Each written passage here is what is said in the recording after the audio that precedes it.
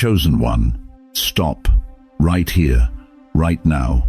Before you scroll past this, before you decide this is just another video, I need you to hear something that nobody in your life has ever had the courage to say to your face. The reason your life has been so heavily, so relentlessly opposed is not because you are weak. It is not because you are cursed. It is not because God forgot you. It is because the power you carry is so rare, so genuinely unprecedented, that the enemy had no category for it. No strategy, no record, no playbook. He only knew something was coming. He just couldn't name what it was. And so he came after you anyway. Before you understood who you were, before you had language for the calling, before you could defend yourself, you always felt different. Not better, just different. Like you were wired on a frequency nobody else could tune into. Your own family misread you. Your silence was mistaken for coldness. Your depth was mistaken for difficulty. Your timing never matched anyone else's timeline. Doors closed with no explanation. Seasons of isolation came back to back. You lost things you loved even when you were doing everything right. And somewhere in the wreckage of all that confusion, you started believing the lie. Maybe something is wrong with me. But here is the truth, that heaven has been waiting to speak over your life. What is wrong with you is that you were never meant for an ordinary war. The enemy doesn't mobilize like that for ordinary people. He doesn't send wave after wave of opposition against someone who poses no real threat. The chaos around your life was never random. It was a reaction. Hell sensed something in you it had never encountered before, and it panicked.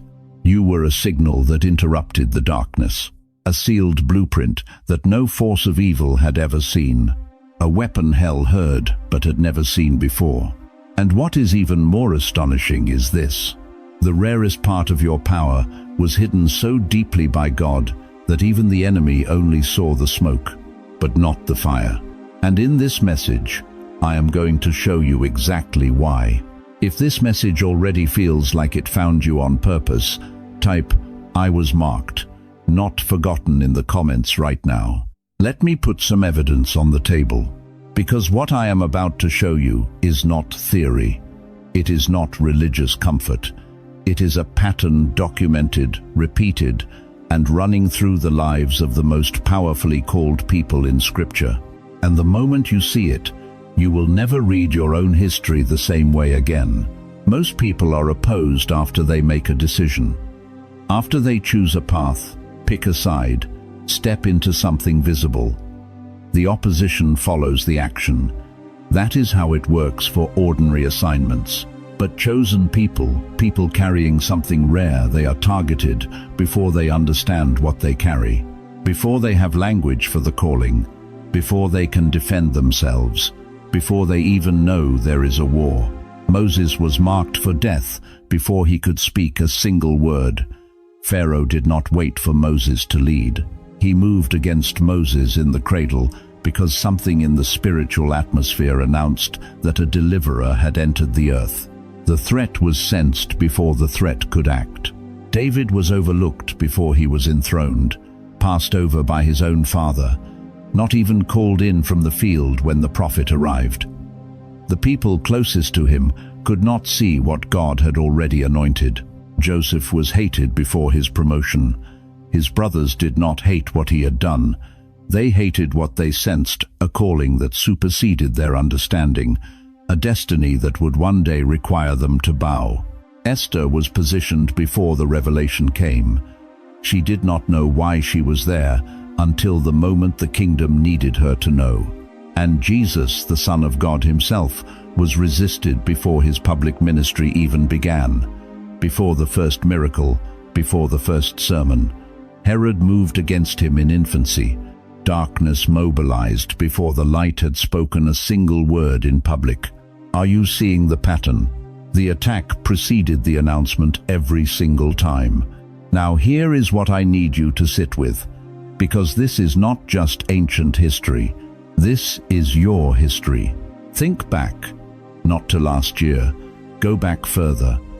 back to when you were young and something inside you knew quietly, without language, that you were built for something specific.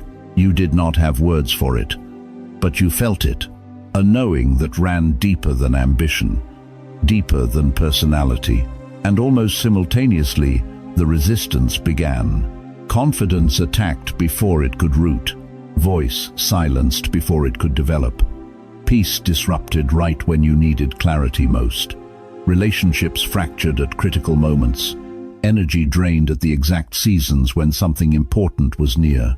You were made to feel too much, too sensitive, too deep, too slow, too late, and as the years passed, you were handed a second assault, the cruelest one, the suggestion that your age disqualified you, that whatever the calling was, you had missed the window, that the fire in your chest was just nostalgia, that God had moved on to someone younger. That was not discernment. That was a sniper firing before you ever saw the battlefield. That was a storm gathering around a seed still underground before the seed had any idea it was meant to become a forest. That was a theft attempt launched before the public value was ever known. Because here is the truth that changes everything. In your case, it was not only about what you would do, it was about what you carry. The enemy studies patterns. He has millennia of intelligence on human callings. He knows the signature of a preacher, a healer, a builder, a leader. He can recognize those assignments and deploy strategic opposition accordingly. But your power, the specific combination of what God wove into the structure of you, broke his pattern recognition. He could not classify it. He could not file it. He could sense the weight of it, but he could not name it. And when something cannot be named, it cannot be strategically opposed. So he did the only thing he could do. He attacked everything around it. Your confidence, your voice, your timing, your body, your peace, your relationships, your sense of worth. He could not touch the power directly, so he tried to make you abandon it yourself, make you doubt it, make you shrink from it, make you walk away from the calling before you ever fully stepped into it. And for a long time, it almost worked. But here is the part most people never understand. When the enemy cannot classify your power, he does not only attack your future, he tries to distort your self-image. Because if he can make you see yourself as ordinary, as too old, too damaged, too late, too tired, then you will do his work for him. You will lay down the very weapon he could never pry from your hands by force. And that distortion, that lie you have been living inside quietly, sometimes for decades, may be the very thing God is breaking today. Right now, in this moment. The attack started early because the threat was ancient. The opposition was not a mistake. It was not bad luck. It was recognition. Hell saw motion in you before you saw identity in yourself. And if you have ever felt like the battle started before you had language for it, like the war found you before you found your calling, stay with me, because the next part of this message may be the explanation you have been waiting your entire life to hear. Let me ask you something that might sting a little. How many years have you spent quietly wondering if you missed it? Not out loud. You would never say it out loud. But in the stillness at 2 inches the morning, when the house is quiet and the world has stopped demanding things from you, the question finds you anyway. Did I wait too long? Did my season already pass? Did God build something in me that never got used? If you have ever sat with that question, I need you to stay right here. Because what I am about to say is not encouragement. It is not a pep talk. It is a theological reality that the church has drastically undertaught, and it may be the most important thing you hear this year. You were not hidden because you were forgotten. You were hidden because you were not yet finished. There is a difference. And that difference is everything. Think about what a military commander does with the most lethal asset before a major operation. He does not parade it through the streets. He does not advertise it on the evening news. He conceals it. He covers it. He keeps it out of the enemy's sight until the precise moment of deployment, because premature exposure compromises the mission. That is not neglect. That is strategy. And chosen one God has been running that same strategy over your life. The years that felt silent were not empty. The seasons that felt like stagnation were formation. The stretches where nothing seemed to move, where doors stayed shut, where your voice went unheard, those were signs that what God was building in you was too sacred to be rushed. Moses did not step into his greatest assignment until he was 80 years old. 80. He spent 40 years in the wilderness, not wandering, being shaped. The burning bush did not come until the desert had done its work. Sarah carried the promise of Isaac at 90, not 30, not 50, 90 when every human calculation had declared her season expired. Caleb stood before Joshua at 85 years old and said, "Give me this mountain, not give me a rocking chair, not give me a gentle retirement in the valley. Give me the hardest assignment left," because the decades had not drained him.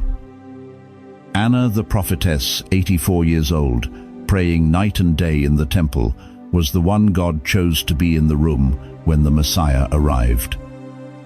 Not the young priest, not the decorated theologian, the woman who had spent decades in consecrated obscurity. Do you see the pattern? God does not waste the long road. He uses it. Some people peak early and fade.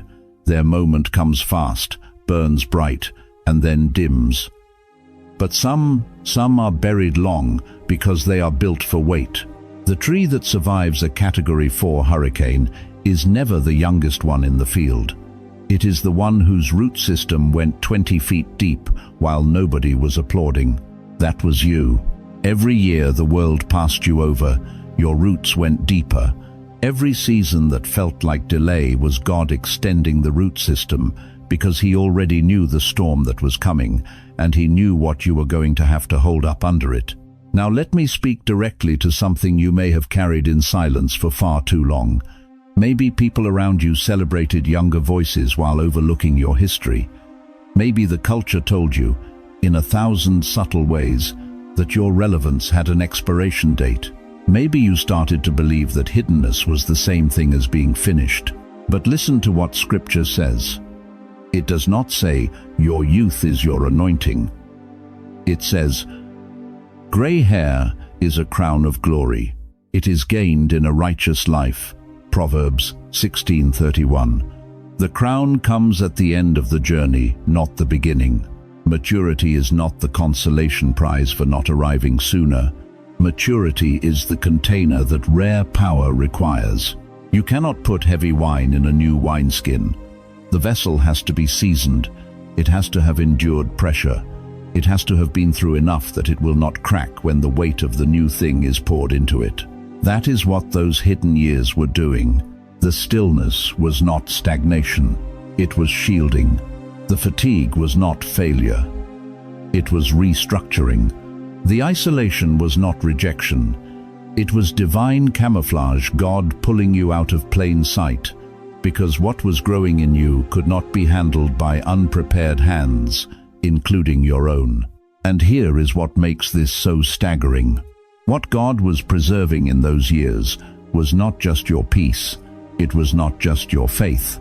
It was a dimension of power, a frequency of calling that the enemy still could not fully study because it was never fully exposed. He saw the smoke. He never got to the fire. And now, right now, at this precise moment in your story, God is beginning to lift the cover. If you are listening at a stage of life when the culture told you it was too late, receive this. Heaven does not measure calling the way culture does, because in the next section, we need to talk about something that has followed you your entire life, something you may have misread as a flaw, but was actually the most undeniable signal of all. Your difference has always frightened people, and there is a reason for that. Now I need you to stay with me, because this next part, this is the part that is going to explain something you have been carrying for years without ever having the right words for it. You were not imagining it. The way people looked at you sideways, the way rooms shifted when you walked in, the way certain people who barely knew you, already had an opinion about you, already decided you were too much, too quiet, too intense, too deep, too serious, hard to read, distant, difficult. You tried to adjust. You made yourself smaller. You laughed when you didn't feel like laughing. You held back what you really saw. You softened your voice. You dimmed your light. And they still felt it. Because, chosen one, what they were reacting to was never your personality. It was your presence. And there is a profound difference between the two. Here is what most people will never tell you about rare spiritual power. It does not always announce itself with miracles. It does not always come with signs and wonders and spectacular moments. Sometimes, most of the time, it shows up as something far quieter and far more threatening. It shows up as discernment, the ability to see what is real before it is spoken. It shows up as a peace that does not make sense given your circumstances. It shows up as a quiet authority that does not need to perform to be felt. It shows up as a refusal, a holy, God-given refusal to pretend. And that kind of presence is devastating to people who have built their entire lives on pretending. Think about it. A tuning fork does not attack the false notes in a room. It simply vibrates at the frequency of truth. And everything out of tune, everything false, everything performed, everything hollow is exposed by the contrast alone. That was you in those rooms. That was you in those relationships. That was you in those churches. You were not trying to expose anyone. You were simply being what God made you. But your authenticity became a mirror. And some people, when they looked into that mirror, did not like what they saw staring back. Proverbs 27:19 says it plainly. As water reflects a face, so a person's heart reflects the person. You were the water. And they saw their own reflection. And rather than deal with what they saw, they attacked the water. They called you strange, prideful, unrealistic, emotional, difficult. A problem to be managed rather than a person to be known. And the cruelest part, some of the deepest misreading came from the people closest to you, your family, your church, the communities that were supposed to be safe. They called it concern, they called it correction, but what it really was discomfort. The discomfort of being near someone who carries truth in a world that has learned to survive on performance. You felt it, didn't you? That particular loneliness, not the loneliness of being alone in a room, the loneliness of being in a crowded room, surrounded by people who claim to love you, and still feeling completely unseen. That is not ordinary pain. That is the specific ache of a vessel that was too deep for the containers around it. Joseph knew this pain. His own brothers could not articulate what it was about him that bothered them so deeply. They couldn't name it, so they named it arrogance. They named it favoritism. They stripped him of his coat and threw him in a pit, not because he had done something wrong, but because what he carried made them feel something they weren't ready to feel. The oil was in a plain jar, and plain jars make people comfortable. But the moment that oil starts to pour, the moment the anointing becomes undeniable, people who relied on the jar staying sealed become very, very uncomfortable. That was your story. That is still your story. But here is the question I need you to sit with right now. What if the misreading was not a mistake? What if the rejection, the confusion, the labels, the loneliness was actually part of the system God used to separate you from every place that was too small to hold what you carry? What if the people who called you too much were never meant to be the people who walked with you into your next season? Because here is what I know about how God works. He does not separate you from small places by making them comfortable. He separates you by making you undeniable and letting the discomfort of others do the work of releasing you. The light does not apologize for exposing the cracks in the wall. That is what light does. That is what light is. And so I need you to hear this clearly. Their rejection was not always wisdom. It was not always discernment. It was not always God speaking through them. Sometimes, many times, it was simply their discomfort in the sustained presence of truth. They misread the vessel. But God always knew what was in the oil. If you have spent years being misunderstood, years being labeled, dismissed, avoided, or managed, type this right now. They misread the vessel, but God knew the oil. Let that land in your spirit, because where we are going next is going to show you exactly what that oil was always meant for, and why the enemy worked so hard to convince you it was ordinary. Stay with me right here, because what I am about to say is going to reframe every single hard season you have ever walked through. You need to understand something about your enemy that most people never teach from a pulpit. He is not all-knowing. He is not omniscient. He cannot read your future. He cannot see inside the mind of God. What he can do, what he has done for thousands of years, is study patterns. He builds files. He catalogues weaknesses. He watches how pride falls, how fear freezes, how ambition corrupts, how vanity collapses, how compromise spreads like a slow poison through a soul that started strong. He has seen it all before. Pride, he has a strategy for that. Fear, he wrote the playbook. Ambition without consecration, he knows exactly which door to open and exactly when to open it. Vanity, he just needs a mirror and enough silence. He has done this 10,000 times, across 10,000 lives, across 10,000 generations. But then he encountered you, and something broke in his calculation. Because you did not fit any pattern he had ever filed away. You were not loud enough to trap with pride. You were not ambitious enough to seduce with power. You were not shallow enough to lure with vanity. And every time he crushed you, every time he was certain the pressure would produce bitterness, rebellion, hardness, collapse, something happened that he had never seen before. You got softer toward God, not weaker, softer, clearer, more surrendered, more anchored in truth, more dangerous in ways that had nothing to do with noise or spectacle or public performance. That is not normal. That is not a pattern darkness has a file for. Proverbs 17:3 says, "The refining pot is for silver and the furnace for gold, but the Lord tests hearts." Chosen one, the furnace was never meant to finish you, it was meant to form you. And what came out of your furnace was something heaven designed and darkness cannot decode. Let me name what you are carrying not as flattery, but as a mirror.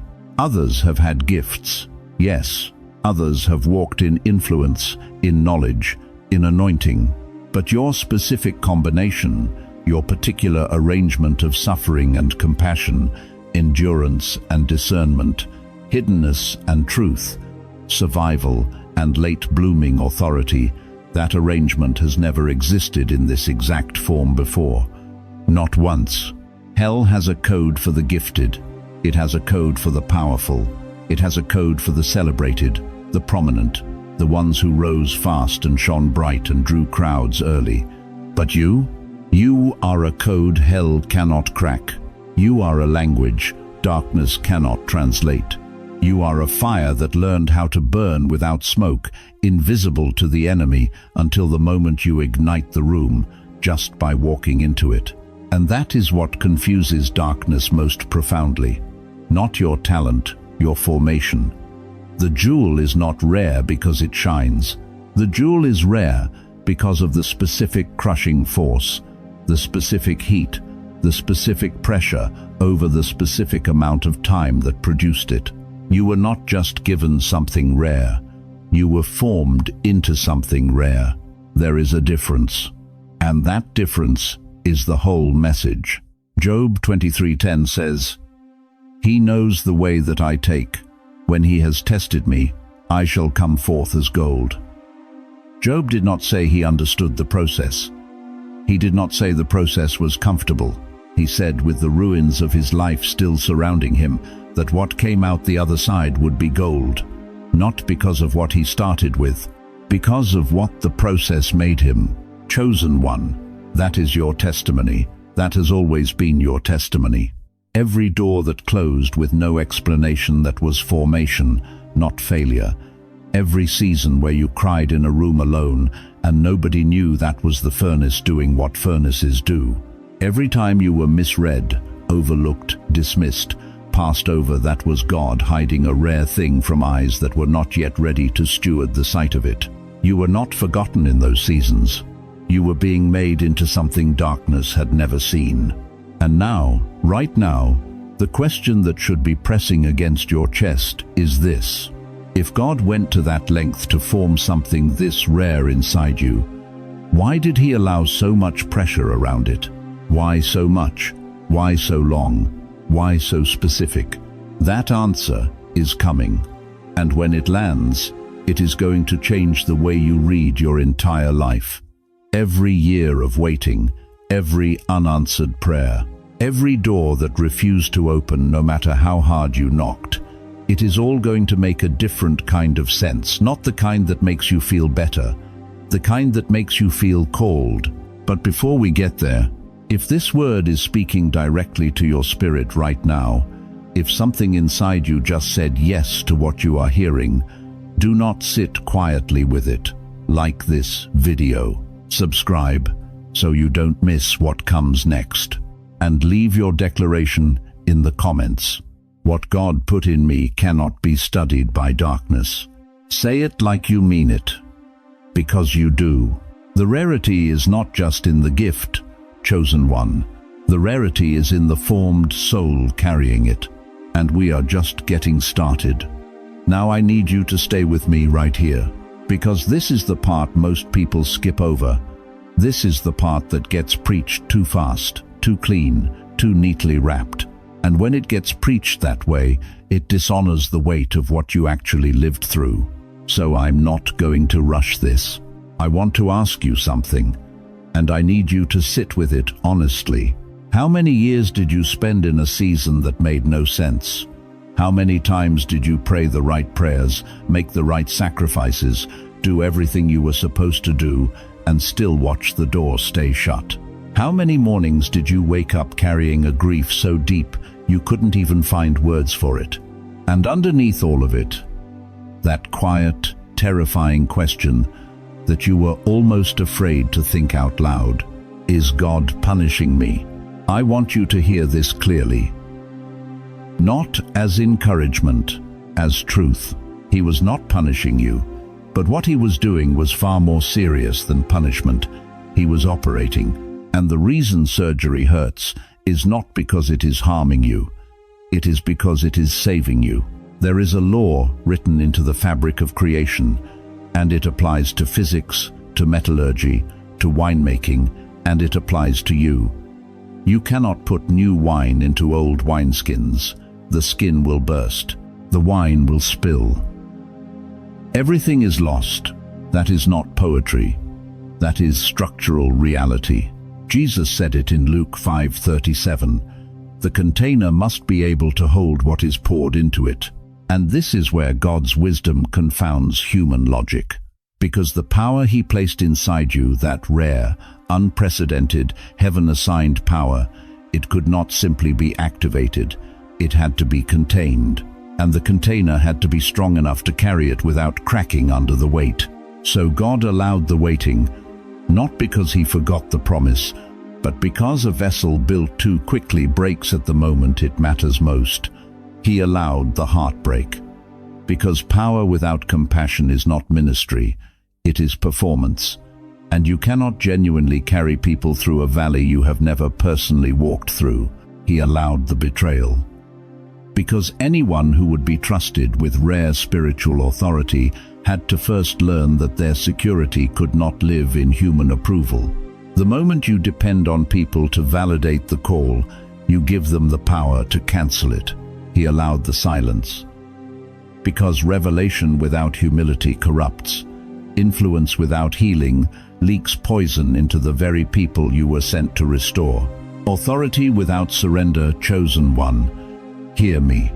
Authority without surrender is just ego dressed in spiritual clothing. So God stripped it. All of it. He stripped the false identity, the one built on what you could perform, what you could produce, what others thought of you. He broke your dependence on applause, and that hurt. Because for many of you, applause was the only confirmation you had that you were real, that you mattered, that you were enough. He uprooted the self-protection, the walls you built after the first betrayal, and the second, and the third. He dismantled them, not to leave you exposed, but because a healer who is still hiding cannot reach the people God sends to them. He gave you language, the language that only comes from suffering. When you sit across from someone drowning in grief, and you can say not from a textbook, but from your own 3 a.m., I know what this feels like. That is not weakness. That is the most powerful thing one human being can say to another. You were not just being prepared to carry a message. You were being prepared to carry people. Let that land. Because if you are a senior sitting with this right now, you know exactly what I mean. You have carried people your whole life, your children, your grandchildren, your community, often in silence, often without credit, often while managing your own invisible weight. And there were seasons when you wondered if all that carrying would ever amount to anything. It did, it does, it will. Every year that felt lost was a year the riverbank was being widened. Because God never sends a flood into a narrow channel. The river has to be able to hold the volume of what's coming. And what's coming for you, chosen one, requires a riverbank that only decades of pressure, of perseverance, of choosing faithfulness over bitterness could have built. The furnace does not destroy gold. It destroys everything that was never gold to begin with. And when you came out of that furnace, quieter, deeper, slower to react, quicker to forgive, that was not you becoming less. That was you becoming pure. The pressure was not proof that power was absent. The pressure was proof the vessel was being enlarged. That is AHA number 6. And I need you to receive it not as information, but as permission. Permission to stop reading your past as evidence of failure and start reading it as evidence of formation. Because here is where it gets even deeper. Once the vessel was strengthened, God began allowing signs to appear. Signs that the hidden season was ending. Signs that what was sealed is now beginning to surface. And many of you right now, today, have already been noticing them. Stay with me, because in the next section, I am going to show you exactly what those signs are and why the power inside you is no longer dormant. Chosen one, I need you to stay right here with me, because what I am about to describe you are going to recognize. Not vaguely, not partially.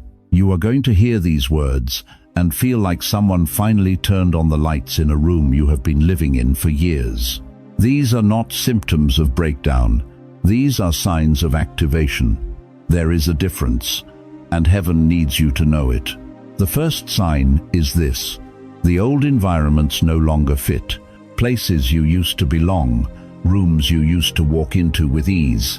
They feel foreign now, not because something is wrong with those places, because something has shifted inside you. You have grown beyond the container. And the soul always knows before the mind catches up. Genesis 12. God told Abraham to leave everything familiar, not because familiar was evil, because familiar had become too small for what was being built in him. When a place no longer fits, that is not rejection. That is promotion. Your discomfort is the evidence that you have outgrown your last ceiling. The second sign. Conversations feel thinner than they used to. Small talk that once filled the silence now feels unbearable. You sit in a room full of people and feel profoundly alone, not from loneliness, but from depth. Something in you is starving for substance. For truth, for real, you are not becoming antisocial, you are becoming discerning. The power activating in you requires genuine connection to function, and your spirit is quietly clearing out everything that cannot hold the weight of what you are becoming. Ask yourself this: when was the last time surface conversation actually satisfied you? That hunger is not a flaw. It is a frequency shift. The third sign: you feel less interested in proving yourself. And this one is significant. For years, you fought to be seen, to be understood, to be validated by the very people who misread you. But lately, something has gone quiet in that striving. You are less concerned with what they think, less willing to shrink yourself to make others comfortable, less hungry for their approval. That is not apathy. That is the beginning of holy confidence. Proverbs 29:25 says it plainly. The fear of man is a trap. When that fear starts loosening its grip, chosen one, that is God removing the cage. The fourth sign: your spirit recoils from what once entertained you. Things that used to feel harmless now feel heavy. Conversations that once seemed neutral now leave a residue you cannot shake. Certain music, certain rooms, certain relationships. Your body physically resists them now. That is not you becoming religious. That is your discernment sharpening into something surgical. Rare power cannot operate in a polluted atmosphere, and your spirit knows it before your mind can articulate it. What you are pulling away from is not life. It is whatever was dulling the signal. The fifth sign: an unusual desire for solitude, for prayer, for simplicity. You find yourself wanting less noise, fewer obligations, more stillness, more of God and less of everything else. That is not depression. That is not isolation. That is the same pattern you see in every person in Scripture who was on the edge of a major assignment. Moses went to the wilderness. Elijah fled to the cave. Jesus withdrew to pray before every major move. Before rare power becomes visible, it must first become rooted, and roots only grow in quiet. The sixth sign: fear and boldness are battling at the same time. You feel it, don't you? You wake up with a fire in your chest and a trembling in your hands simultaneously. You want to step forward and stay hidden in the same breath.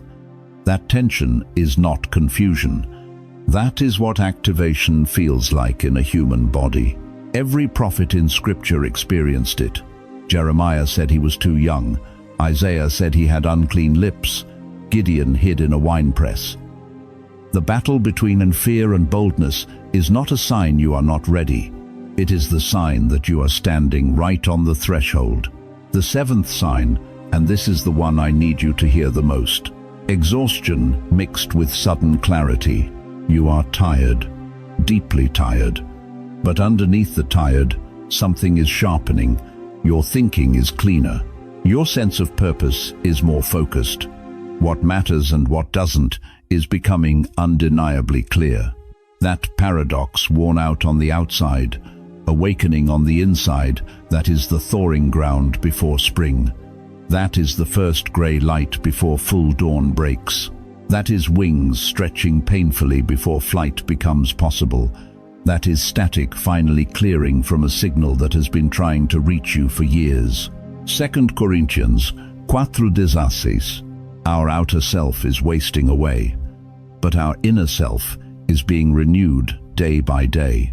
The weariness you feel is not the end of your story. It is the labor before the birth. So, hear this. If your world feels unsteady right now, if you cannot quite name what is shifting, if something old is ending and something new has not fully arrived yet, that is not collapse. That is precisely what activation looks like from the inside. If you have been feeling a shift you could not explain, write this right now in the comments. Write, I feel the change before I see it. Because you do, and heaven sees it too. But chosen one activation always attracts one final resistance. Before rare power becomes fully visible, something old always comes back.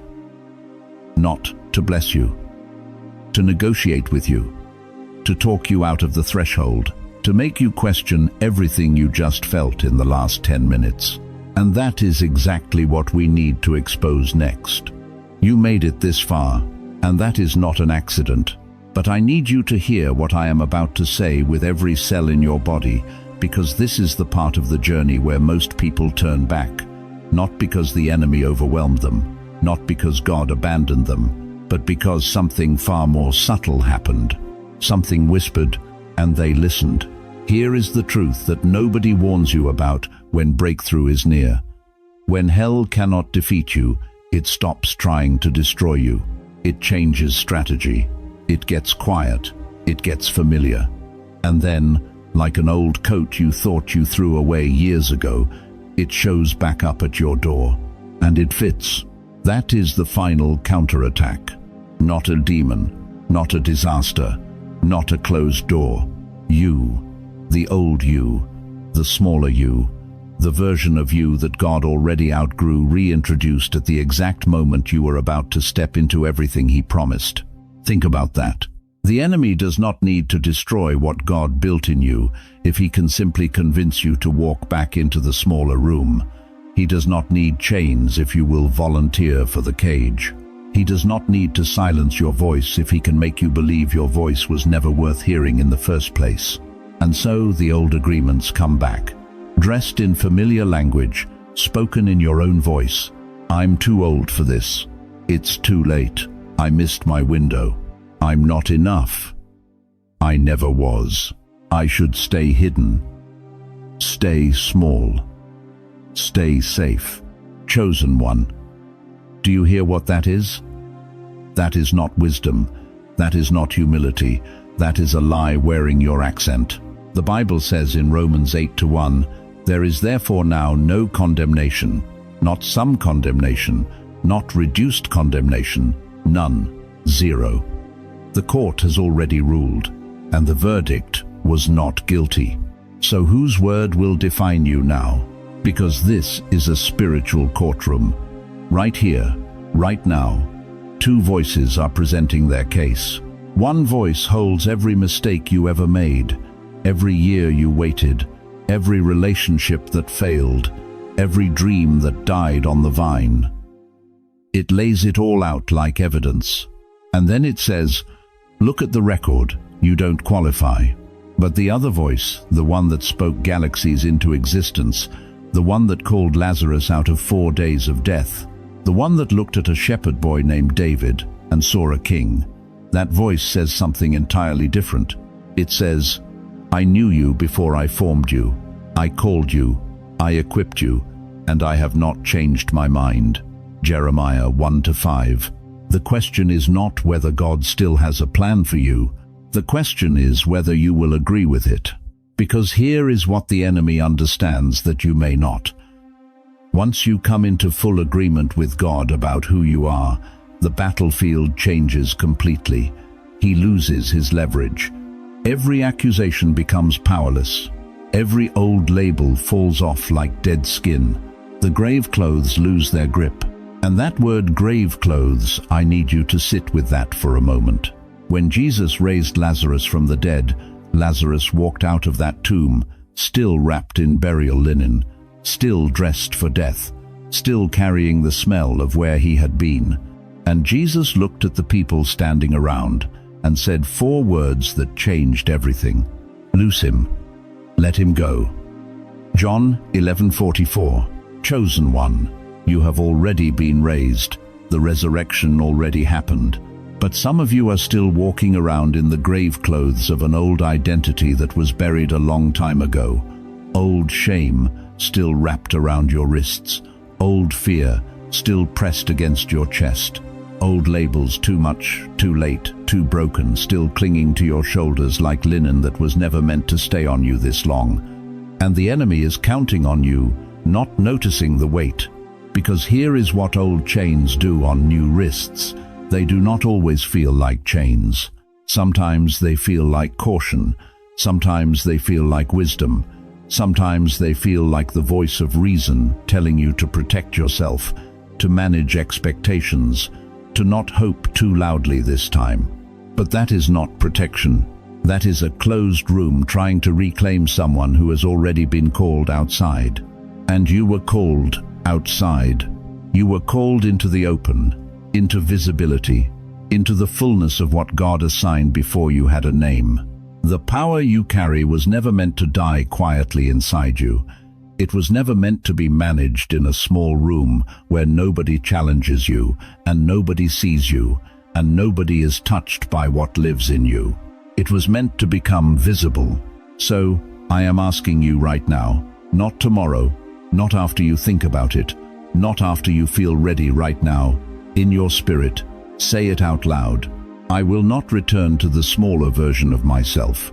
Renounce it out loud, because the words you speak are seeds, and heaven is listening for your agreement. The final part of this journey is not survival. It is emergence. And the version of you that is emerging right now, the world has never seen it.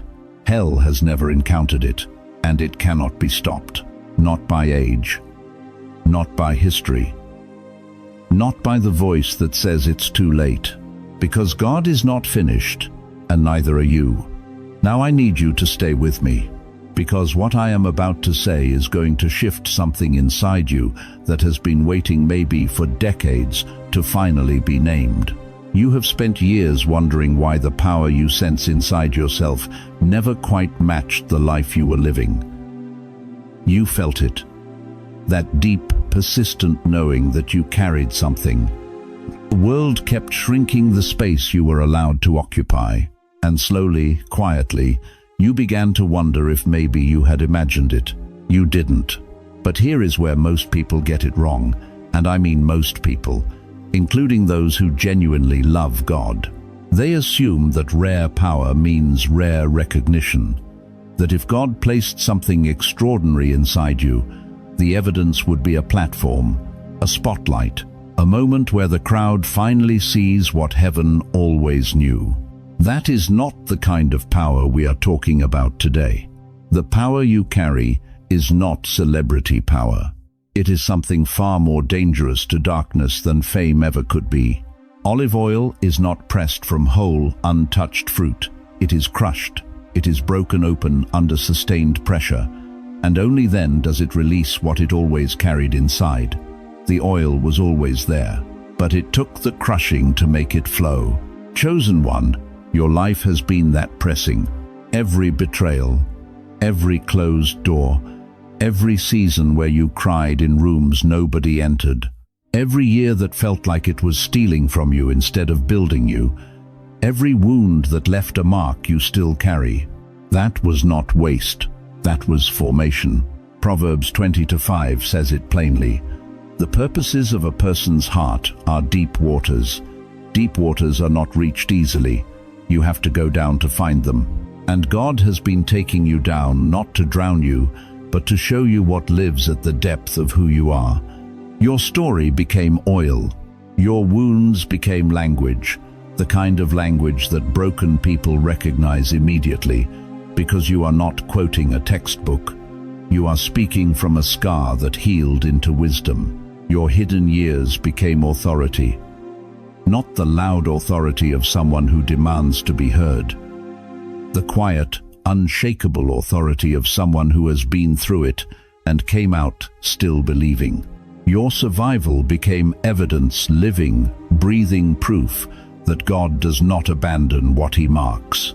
And your tenderness, that soft, hard-won tenderness you developed after suffering, when you had every right to become bitter and chose not to, that tenderness became one of the most powerful weapons against darkness that heaven ever placed in human hands. Because darkness cannot replicate it.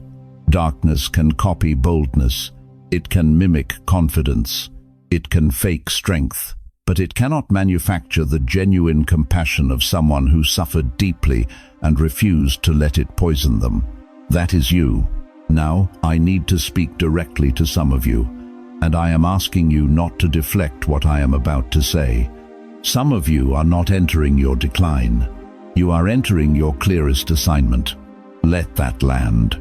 You have been told by culture, by silence, by the quiet assumptions of a world that worships youth, that the most significant chapters of your life are behind you, that the power you once carried has an expiration date, that wisdom without a platform is just an old person talking. That is one of the most destructive lies the enemy has ever successfully planted in the American church. Isaiah 46:4, God speaking directly, "Even to your old age I am He, even to gray hairs I will carry you," not tolerate you, carry you, into the assignment, into the fulfillment, into the very thing you were formed across an entire lifetime to do. A lighthouse does not apologize for standing where it stands. It does not shrink because the storm is loud or the night is long. It simply burns. And every ship in danger finds its way because someone kept the light going. That is the rare power. That is what you carry.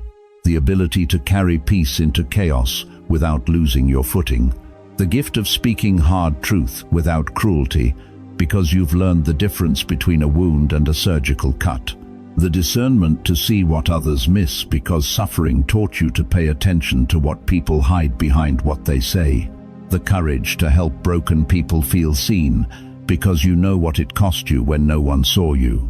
The rare, irreplaceable ability to break a generational pattern, to be the person in your family line, in your community, in your story, who says, "This ends here." Not with anger, with decision.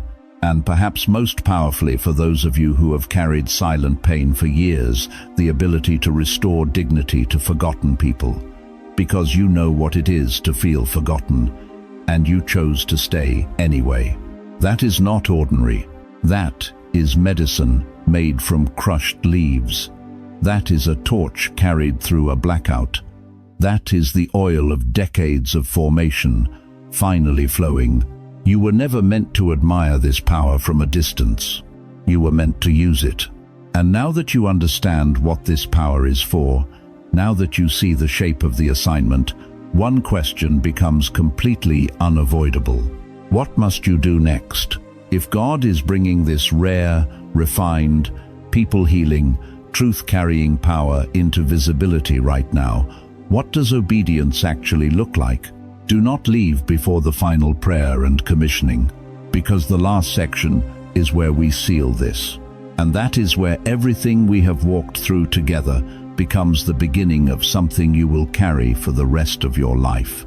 Chosen one, stay with me, because everything we have walked through together, the strange life, the early warfare, the hiddenness, the misunderstanding, the pressure that never seemed to have a name, it was all building to this moment, right here, right now.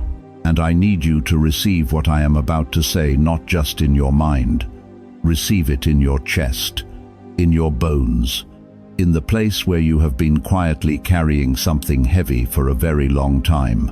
Here is the word heaven sent me to deliver to you today. The enemy never encountered this power before, because God never mass-produced what He put inside you. Let that land. You are not a copy. You are not an accident. You are not a prototype that God abandoned halfway through. You are a singular, unrepeatable, heaven-authorized original, and the warfare you endured was the highest confirmation of that truth. Think about this. The diamond does not get pulled from the surface of the ground. It is buried deepest, formed under the most sustained pressure, in the darkest places, over the longest time, and when it finally emerges, nothing on earth looks like it. Nothing compares to it.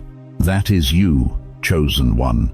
And I am not speaking to the young version of you that the world expected to shine by now. I am speaking to the seasoned one, the one who has decades of battles behind them, the one who looked in the mirror at 50, at 60, at 70, and whispered, "Is it too late?" Hear me clearly. Joel 2:25 declares it. I will restore to you the years the locust has eaten. God does not restore halfway. He does not owe you a fraction. He restores with interest. Your latter years will not be your weakest years. They will carry the most weight, the most fruit, the most clarity, the most holy influence you have ever walked in. You are not behind. You are not disqualified by age. You are not forgotten in the hiddenness. You were not weak because you wept. You were not late because you were buried. And you were not losing because you were slowed down. You were under construction. And now the construction is complete. So let go of what the years whispered over you. Let go of the label that said too old. Let go of the voice that said too damaged. Let go of the agreement you made with shame when life didn't turn out the way you planned. Let go of the belief that delay was God's verdict on your worth. It was never a verdict. It was a process.